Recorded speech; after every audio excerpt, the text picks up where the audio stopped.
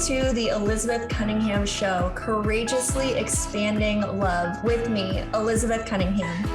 Has the way that love has arisen in you seemed out of place or even taboo?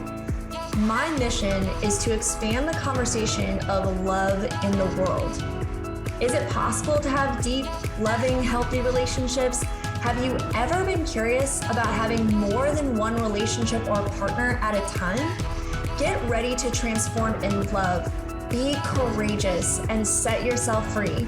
In this show, we talk about relationships, sex, love, and the ways we wish we could be, but never thought were possible. I shed light on things that are not always talked about with conversations about expanding love. The Elizabeth Cunningham Show starts now. All right, welcome to the Elizabeth Cunningham Show, Courageously Expanding in Love. And my name is Elizabeth Cunningham, and I'm so honored and grateful to be with you all here today on the Transformation Network. For those of you who don't know what time or space you're in, we are at 3 p.m. Pacific time, which is where we're at every single week to have conversations about love, relationships, sex, and really how can we expand even more and deeper into love. And today I am so excited to have our guest on, and we are going to be talking about one of my favorite topics ever of all time, which is compersion, which is a real word. For those of you who are like, whenever I say that word, there's always someone who's like, is that a real word? And I'm like, yes, it is a real word. And so I'm going to introduce our guest. And I'm so sorry. I've actually just realized that I've only read your name ever before, and I've never actually said it out loud. So Dr. Marie Thouin. Yes, perfect. You got it. What? Yes. I am epic. Okay. Yes. So Dr. Marie Thouin is the founder of Love Insight, a mindful dating coaching practice where she helps people of all ages, genders, sexual and relationship orientations navigate the path of intimate love. Her coaching is affirming of non-traditional relationship structures and diversity in a growth-oriented container. Marie completed her doctoral research on the topic of compersion, amazing, in consensual non-monogamous individuals at the California Institute of Integral Studies in San Francisco. Ooh, oh my gosh, thank you so much for being on the show today. Oh, thank you for inviting me. This is an honor from my end as well. I just love your show and I love talking about this. So this is fun. Win, win, win. Yes. Win, win, win. So perfect. Okay, so I know the question on everyone's mind is, what is compersion? What is this thing we're talking about today? Well, compersion is at the basis empathic joy. It's the idea that you can share somebody else's joy rather than, feel separate from it. So it's the idea that, oh, I'm happy when you're happy. And the word compersion itself was born in the context of consensual non-monogamy. And in that context, it means I'm happy when you're happy with somebody else. So it's the empathic joy we feel towards our partners or partners or metamors when they're enjoying love together in a context that does not necessarily benefit us directly. I mean, oftentimes it does. There are some benefits and gratitude for that, but it doesn't have to. It's just really the idea of shared joy. That's beautiful. And I think that for people who have experienced compersion, that's such a beautiful definition. Empathic joy for others. Like, I'd never actually heard it characterized in that specific way before, and that really hit me. Yeah, Awesome. that's really beautiful. And I think Right. for some people, it's like, it's hard to imagine. Like, it's hard to imagine that you could feel happy for your partner, like with another person, like experiencing joy with another person. I think it's really difficult for a lot of people to kind of wrap your mind around if you've never experienced that before, or if, consensual non-monogamy is like new to you, right? Absolutely. I Yeah. mean, there's so many other circumstances in life where we do naturally experience empathic joy, such as, my brother is getting a really great promotion at work, or my kid is learning how to walk, and I see the smile on their face and the ecstatic gestures. So there's plenty of situations where we're just not really threatened, or we don't have much fear to the subject at hand. So we do easily experience compersion. So it Mm. can be good to remind ourselves, like, okay, like it's a natural phenomenon to feel empathic joy, but it's also interesting to notice the situations where we don't experience it and then ask why. Is it, some of my needs are not getting fulfilled, or is it an idea that I shouldn't experience it, et cetera, et cetera? Like to kind of use that ability to have compersion as a flashlight into our minds and our Mm. hearts. Oh my gosh. Yeah, definitely. And like being able to turn it around in that way where it's like, okay, why am I not, experiencing compersion Hmm. in this particular situation when I can and I do in other situations.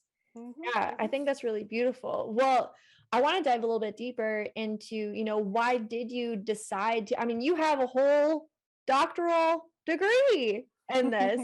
Why did you decide to study compersion? Why is it so important? Yeah, great question. I've always been super fascinated with the ways that people construct their relationships in general, their intimate relationships, and why.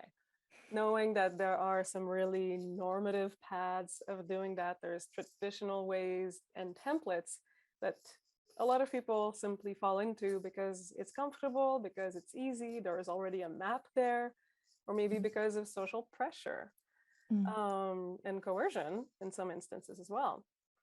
And yet, there's also many people who don't go into those templates and just decide to really design their relationships from a place of intentionality and freedom. And and in many cases, that means being consensually non-monogamous. And I wanted to know what that was about because monogamy never felt comfortable to me. It never felt like the way I wanted to live my life. So it came from a place of personal pain of feeling like, wow, like why do I have to feel like I'm the weirdo and people would judge me because of this? Like how is it that as a society we just really normatize and prioritize one form of relationship? And then when I learned about the word compersion, I just like my mind exploded and it felt like, oh, this is the symbol of the different paradigm that I want to live in. This is the idea that love doesn't have to be finite and that Mm. you can feel really connected with somebody else's love and joy and good emotions rather than feeling separate from it. And that also is kind of a marker of really healthy non-monogamy. So I just decided to investigate it because it felt so important as a next level paradigm marker, and also for me in my life, like how do I navigate my relationships? Yeah, and I think that for a lot of us who work in this field of relationships and specifically like non-traditional or non-monogamous relationships, that it does come from that source of like pain, where it's like I don't want anybody else to feel as terrible as I did about this, or as weird or as ostracized or as put down or shut aside or whatever. Like, I don't want anybody to feel this way because I think what I'm feeling is really natural and really healthy. And so, how do I, solve this problem for myself, but also so beautifully, help other people solve this as well, and to completely normalize, this conversation of, yeah, like how love is expansive. Love is not this finite source. Specifically, romantic and intimate love, is not this finite thing, right? Mm-hmm. And Mm-hmm. so being able to expand on that and to delve, so deeply. And I want to when we're gonna take a break here pretty soon. I kind of want to talk more about like the roots of, where this word compersion, came from, but and also like delve deeper. I'm so curious as to like more of like the findings of your research. I'm like, you Mm-hmm. fully full in like studied this. I'm so curious. And so that's kind of like what we're going to talk about in coming up next. Because yeah, when I say the word compersion to people are like, that's not a real word, and I'm like, Mm. actually it is. And Yeah. so I do want to like delve even deeper into this like beautiful topic. So we are going to take a really quick break, and then when we come back, we're just going to get even deeper, even juicier into it. Beautiful. All right, Perfect. so we will be right back.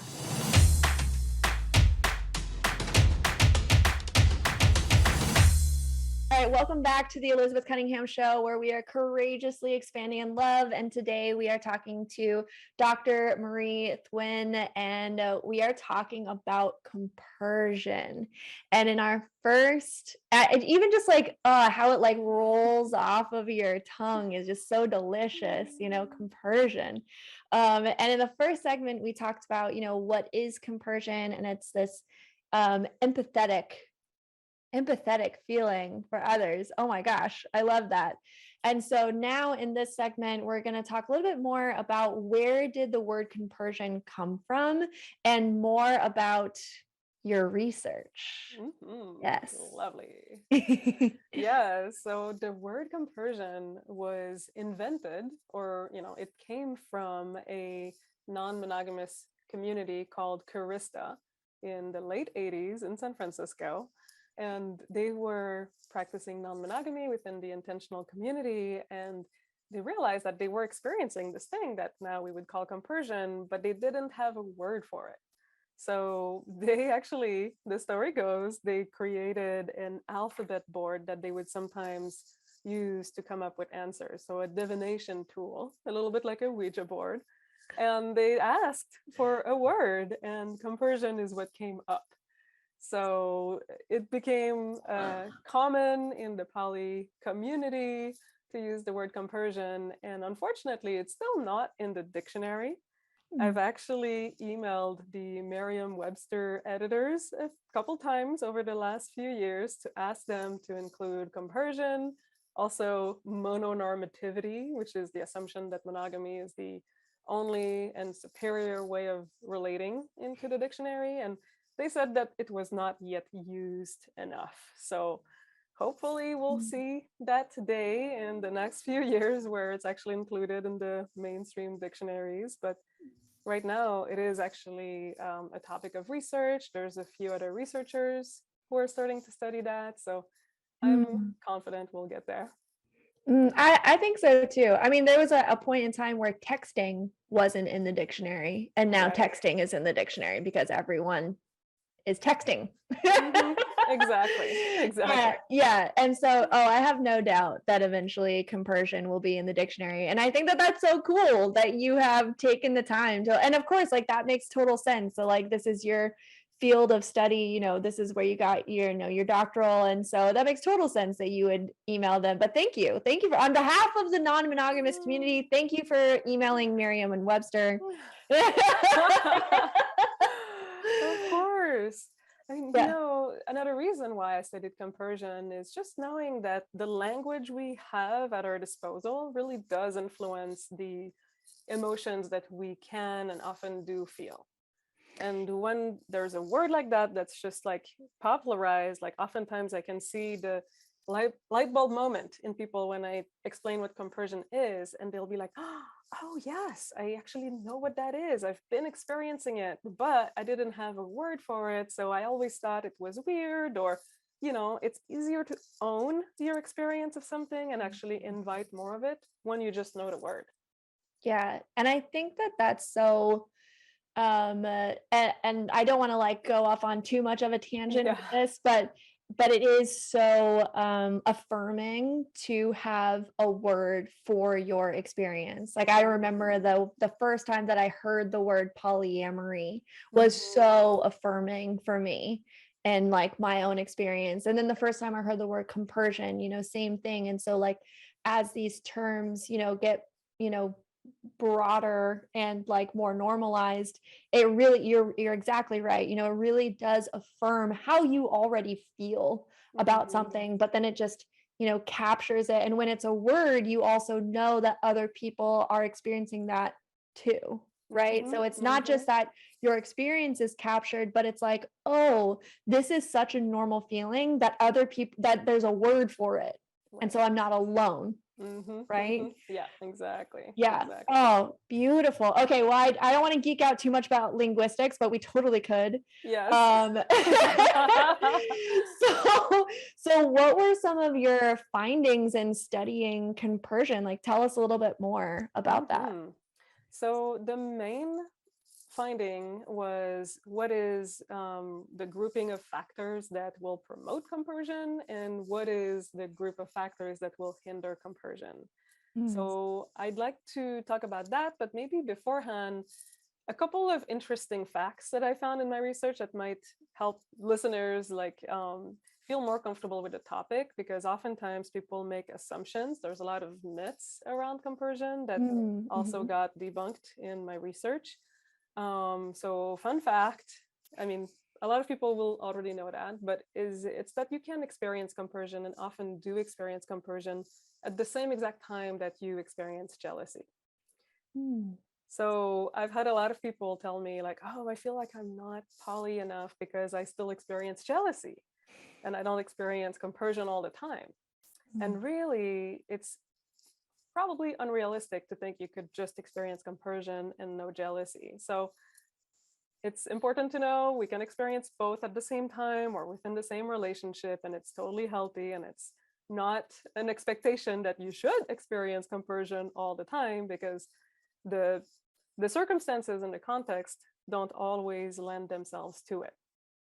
Mm. And one more interesting fact or myth is that unlike the idea that compersion would be an on or off switch, like you either have it or you don't, it's very much fluid and on a spectrum. Mm. So you might be able to have like an attitude of compersion that allows you to be happy for your partners or relationship without feeling an embodied like, yes, I'm so excited about this and I want to hear every detail. Right. So there's a spectrum there, and there's no right or wrong way to do it. Right. Well, and it's like any other emotion, right? Where it's just like, like happiness, you're not expected to be happy all of the time. Like everyone knows that that's completely unrealistic. And you're not going to go throughout life without feeling sadness. And if anybody has ever experienced grief, you know that you can be happy and tremendously sad at the same time. Right. Mm-hmm, And mm-hmm. so I think that kind of what we did with like the other relationships, where it's like if you map it onto other emotional experiences, you can start to see like how dynamic, it can be. And there's not like a right way to feel to Yeah. feel compersion, right? Mm-hmm.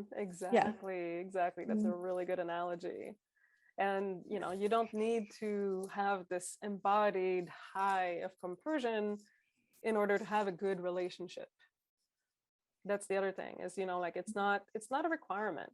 I think what I'm finding is to have a compersive attitude and to have a positive outlook towards your partner's other relationship is kind of a basic requirement to having great non-monogamous relationships, but you Right. don't need to have that kind of intoxicating high.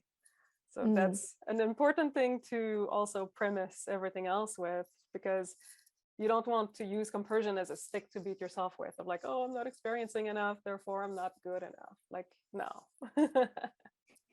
Not how it works. No. Mhm. So Yeah. now, if you want, I can move into like, what are those factors that do promote Yes, compersion? absolutely. I'm ready for it. Yeah, so that's really the meat of my research. So there's 3 different categories. One is the individual factors, one is the relational factors, and the other one is the social factors that promote compersion. And within the individual factors, there's the two factors. One is the ideological framework that you have around your orientation or your identity as non-monogamous. So there's a lot of people who might have been dragged into non-monogamy from a partner, and they've not really decided to adopt that for themselves. And it's really important to know that you've chosen this path and this lifestyle and this relationship style before you can experience compersion, because when you are really ideologically behind the values of non-monogamy, like really not wanting to let jealousy be something that you feel entitled to and you're not questioning it, it's kind of like an attitude towards jealousy and towards relationships that will really change the extent to which you can experience compersion. Yeah, that makes total sense.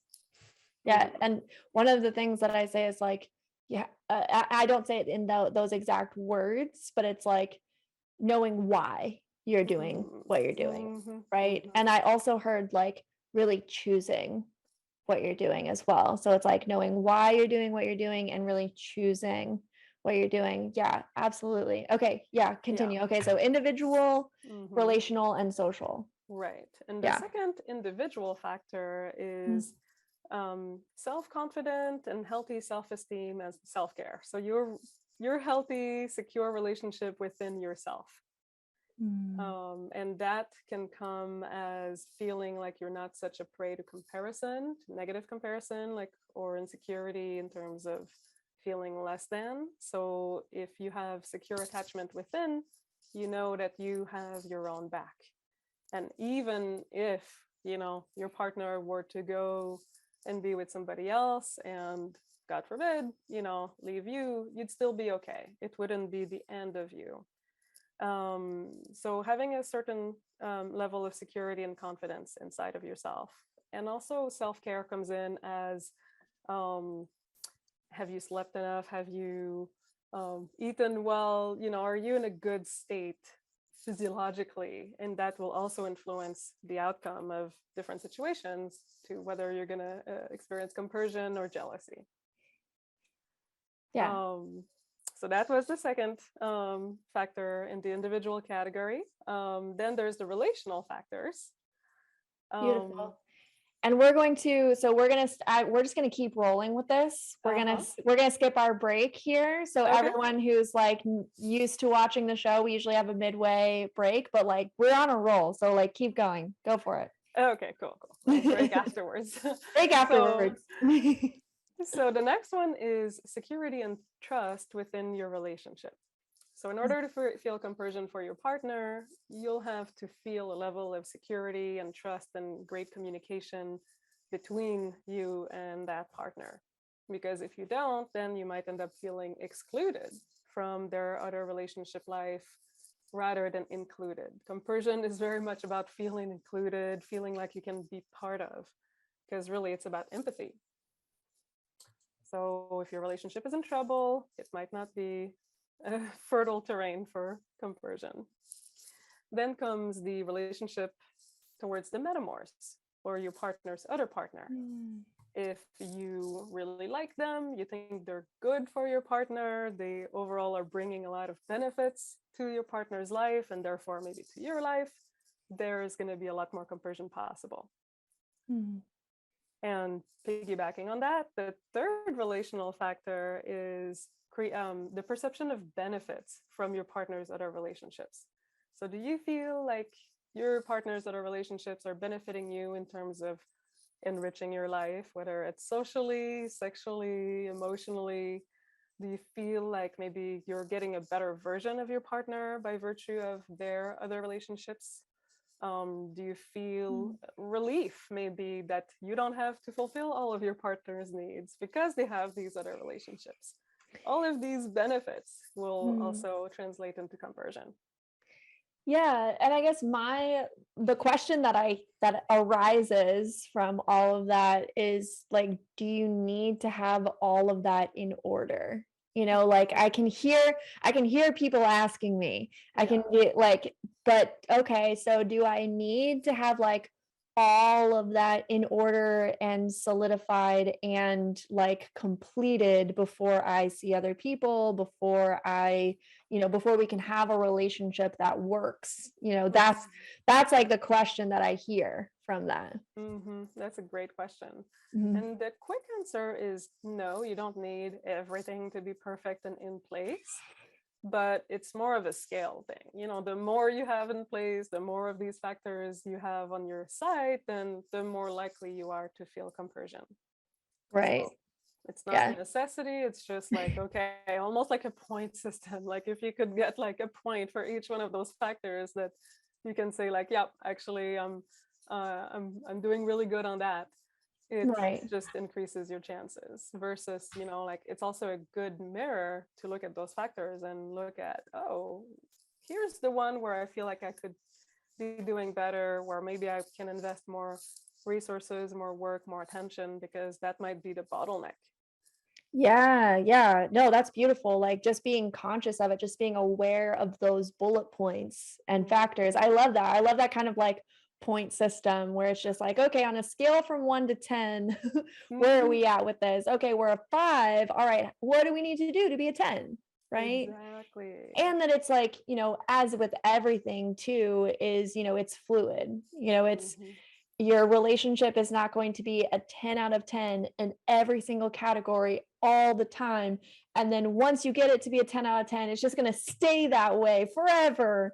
Um, Mhm. uh, so, so also like, managing the expectations and realizing the fluidity of life and relationships, and that things happen and come in and out. But like you said, to kind of use it as that gauge, right? That Mhm. you can kind of, Mhm. or check-in point at any point in time.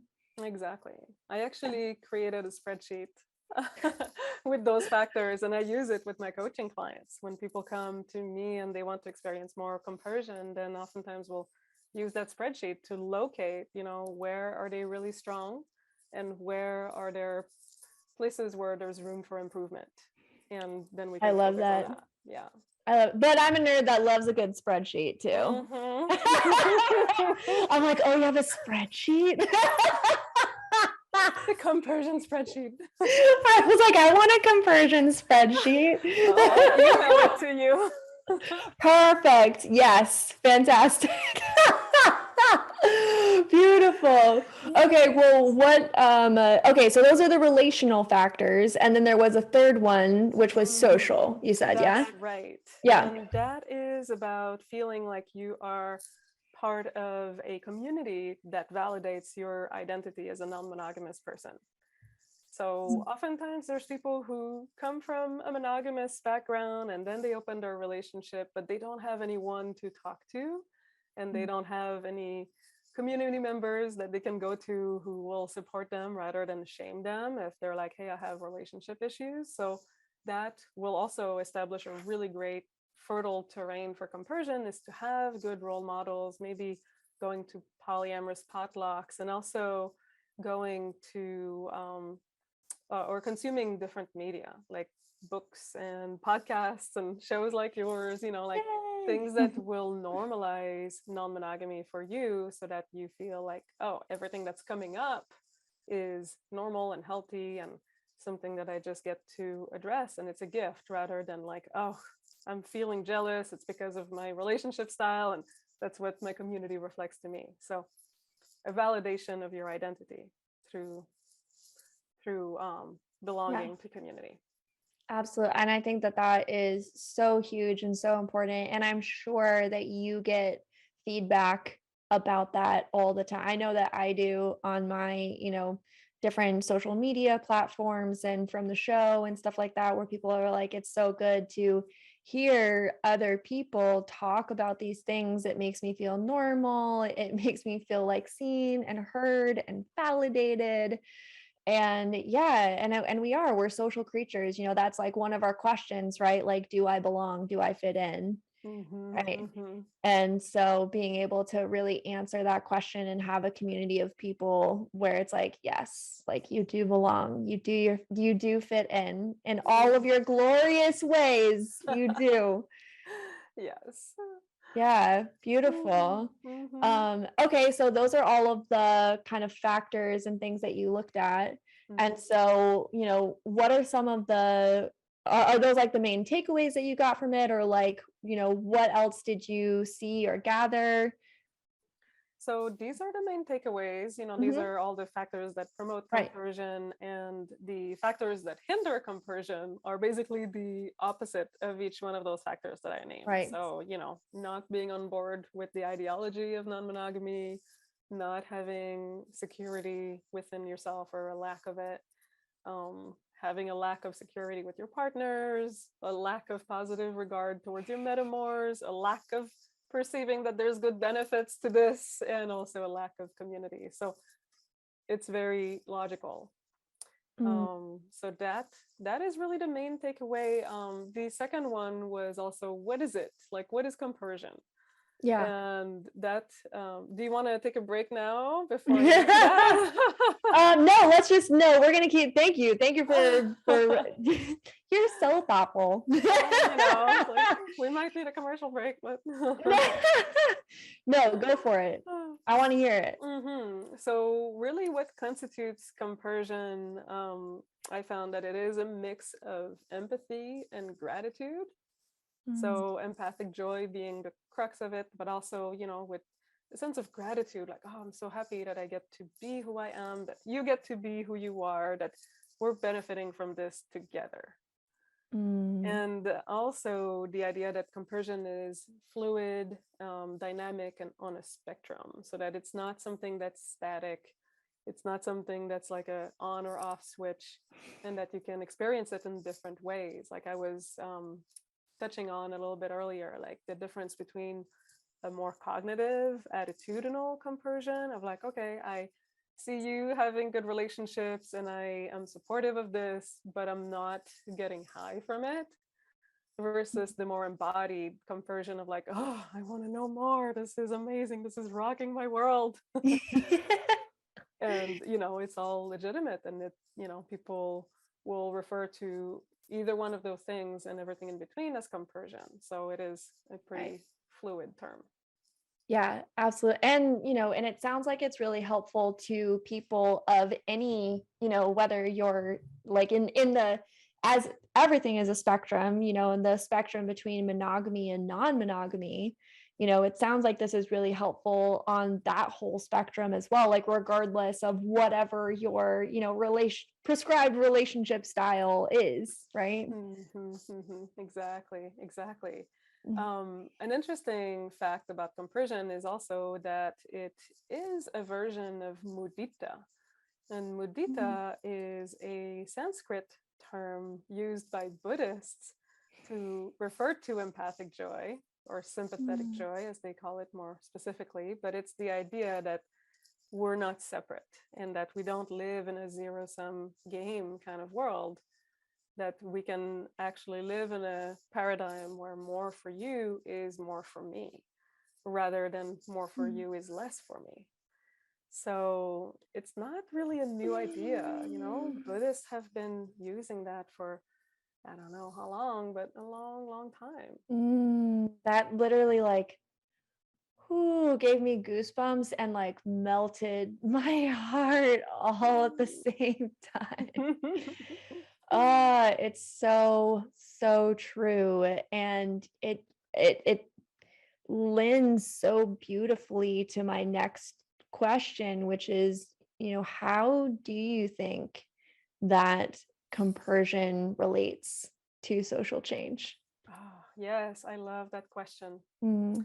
I am so excited about the fact that I think compersion can really play a key role in dismantling mononormativity, which is, that kind of paradigm that we live in that says that monogamy is the way. It's the way to have a healthy, legitimate relationship. And the reason why I think compersion can play such a key role is mononormativity is based on the assumption that there's only jealousy as a legitimate answer to non-monogamy. It really assumes that non-monogamy is going to be harmful or hurtful to people because, of course, jealousy is going to be the only possible response. And someone is going to get hurt. You always hear that, that kind of phrase, that assumption. And when you introduce the concept and the reality and the documentation of compersion as another really real and legitimate response to non-monogamy, then it kind of cracks up the whole system. Like it really can shake up the whole reason why we would think that monogamy is more healthy or superior, something that we should all aspire to. Mm. Yeah, and I think that it really, I mean, I love that analogy that you just gave of just like it cracks it up where it's just like, Mm-hmm. okay, well, that's not always the case. That's not all, or that doesn't have to be the only reality, Mm-hmm. Mm-hmm. right? Like there is this other reality that's possible. Right. And it's called compersion. And not only is it possible, but it's actually happening for people right now. Like it's not like Mm-hmm. this theory that we're talking about, but it's an actual as lived experience of people right now. And I think that that's what's so beautiful about the work that you're doing is that it's not only shining light on what is compersion, but it's shining light on what's already happening and working and beautifully unfolding for people Mm-hmm. as they create the relationships that they want. Mm-hmm. And then when I was doing the research for this project, I was conducting interviews with a really wide range of people from their early 20s to their mid 80s. And especially when I was interviewing the older generation, they were telling me things like, yes, I've been with my wife for 35 years and I never thought I was going to have such a wonderful marriage. But from the beginning, we kind of decided we were not going to do monogamy because neither of us wanted it. And we've been so in love ever since. And, to hear like people Mm. have such rich stories of successful non-monogamous relationships, all kinds of different flavors of them. I'm not just prioritizing people who have been in that format, but there's also people who are solo poly and relationship anarchists and all kinds of different flavors of people who are living a really rich life. And yeah, you can't deny that. And it is in Right. complete opposition to a lot of common societal assumptions. Yeah. Oh, that's so beautiful. Okay, and we are going to go on a break here, but and this again just lends so perfectly to this next question, which is, are there any stories of finding compersion in spite of all of the odds? When you Mm. have these indications of these people who've been doing this for a long time, but like, what about in like people are like, well, you don't understand my situation though. Like, Right. so what are some stories that you've heard of that are like, in spite of all the odds, compersion really is real and works? Mm. Well, my favorite story was a couple that I interviewed. They had come to non-monogamy from one of them having an affair, which you would think is the worst possible way to come to non-monogamy. I mean, it did take a lot of healing and a lot of processing and a lot of re-education around what is commitment and what bonds us together. But after 2 years of really working on it, they are now both dating separately and together and experiencing a lot of compersion for each other. And that's a couple that had been together for 30 years, like they're in their mid 50s and they look, like they would be the most traditional couple, and yet they have really Mm. reached compersion against all odds. So I think it's so available to people who really want it. Mm. Oh my gosh. That just nourishes my soul. Thank you. Thank I you for know. sharing that. Thank And really, you. like, anybody who's listening who's like, yeah, but it's like, it is possible for you. I hear your yeah, but, and it's totally, totally possible. Okay, we are going to go on a quick break. And then when we come back, I have some fun questions for you. And also, we're going to wrap up the episode and you have a giveaway.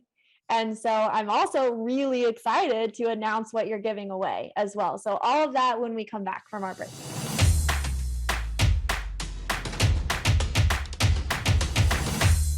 Oh, welcome back to the Elizabeth Cunningham Show, where we are courageously expanding in love. Oh, my heart is so full with this episode. Thank you to Dr. Marie Thouin for having this conversation with us about compersion. And I feel it. To whoever is joining us live right now, please rewatch. Please rewatch. Go back and listen to the whole thing. All right. Well, we're going to get into our last segment here, and I have some fun questions, and then we're going to do a giveaway because Dr. Marie has something to give away, which is super exciting. Okay, so fun question number 1 is, what does love mean to you? Whoa. Honestly, I think love means really wanting the best for someone. Thank you. What do you hope that people take away from this episode? I hope that they take away just the possibilities of compersion, and that there's many ways to experience it. None of them are wrong or less than. So that it is possible, but it's really unique to each person. Beautiful. Thank you. And what's one action that people can take from listening today? I would say reach out to more community. Mm. Is really like talk to other people about your relationship styles and questions. The more we talk about this stuff, the less shame we might have, the less fear we might have. So I don't think we can do our relationships as well without community around us. Ooh, oh my gosh. No truer words have been spoken. Thank you. All right. So I am so excited to talk about our giveaway. Do you want to share about the giveaway, or I can read it? Up to Oh, you. please go ahead. Okay, beautiful. Well, Dr. Marie Thouin has graciously offered up a free 30-minute exploratory coaching session.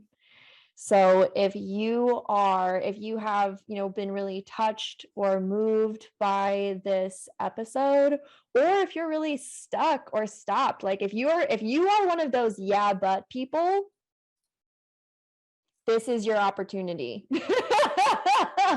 If you are a yeah but person, there is a phone number on the screen on the live right now. Call into that phone number and book a session. So what you're going to do is that you're going to get on the operator with the Transformation Network, and then I'm going to get you connected to Marie. So that's how it works. Okay. So it's the 800 number is not to Marie specifically. It is to the Transformation Network. And then say, I'm calling in for the Elizabeth Cunningham Show. I want the free giveaway of the free 30-minute exploratory coaching session with Dr. Marie Thouin.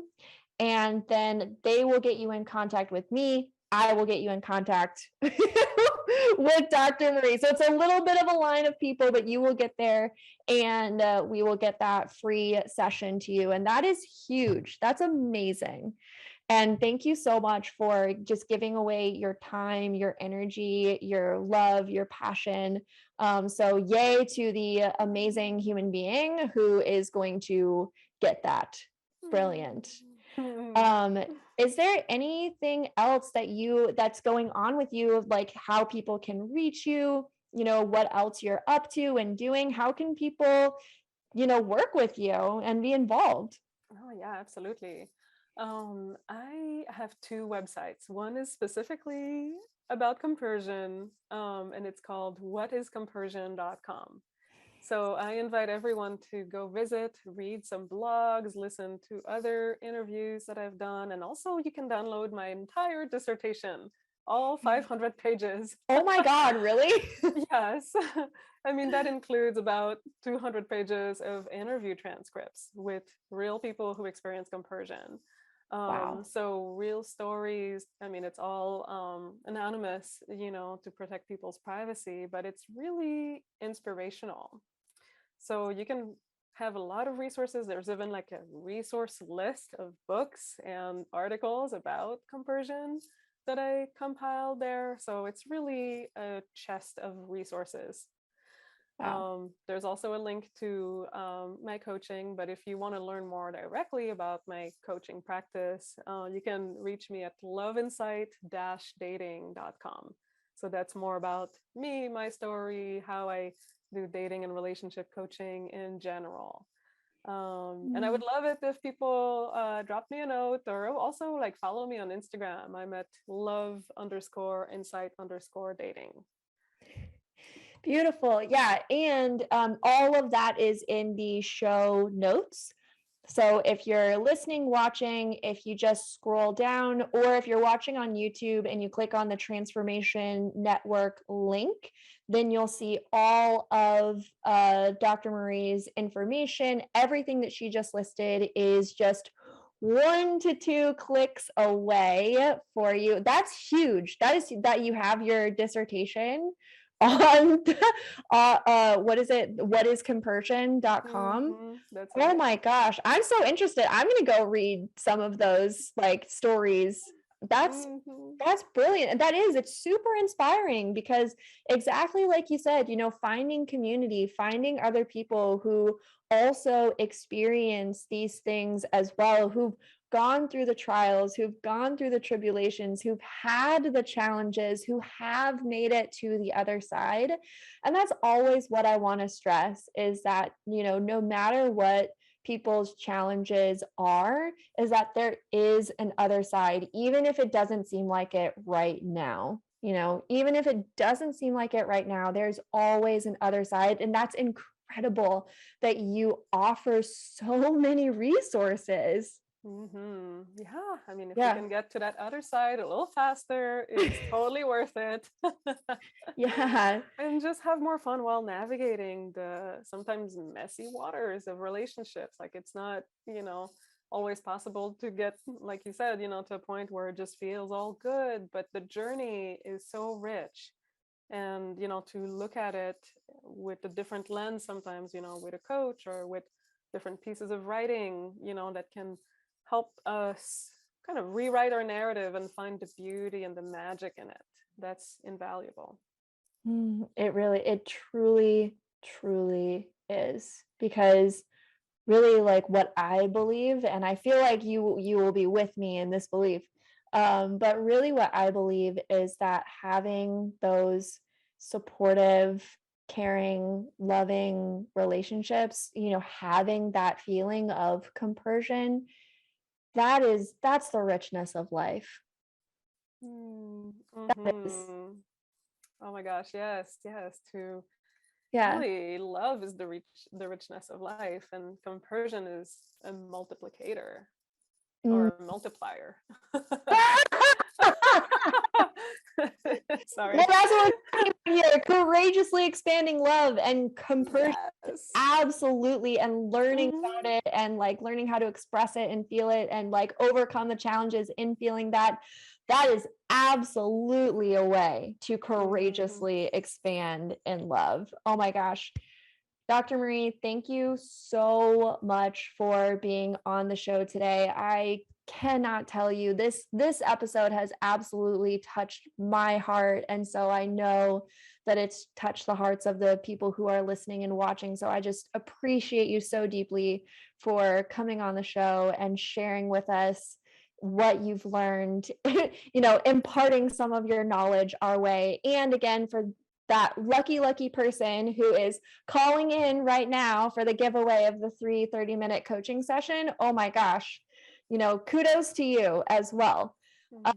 So thank you so much for coming on today. Thank you every single person for listening, for taking this in, for applying it to your life. Thank you so much to my listeners and viewers who are taking even just the small actions, because those count absolutely every single day in courageously expanding in love and really living a life and having the relationships that you love. Thank you so much. We'll be here every week, 3 p.m. Pacific time on the Transformation Network, Transformation Talk Radio. So love you. And in the next week, keep loving.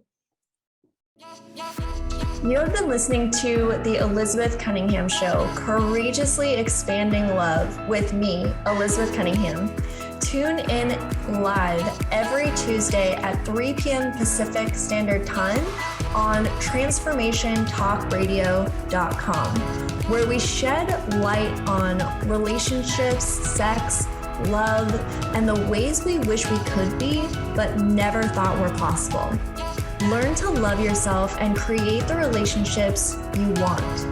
Connect with me at ElizabethAnnCunningham.com.